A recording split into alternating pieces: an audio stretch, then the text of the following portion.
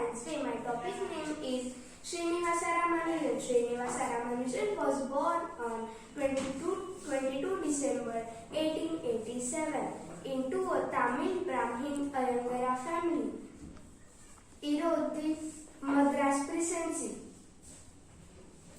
Ramanujan's father name was Kuppuswamy. He worked as a clerk in Sari's shop. His mother name was Komalatamman. On 1st October 1892, he enrolled his name in the local school, but Ramanujan doesn't like the school. That's why he tried to avoid attending. He had made formulas to training in mathematics. However, he had made a large contribution to number the theories and infinitive series and continued fractions.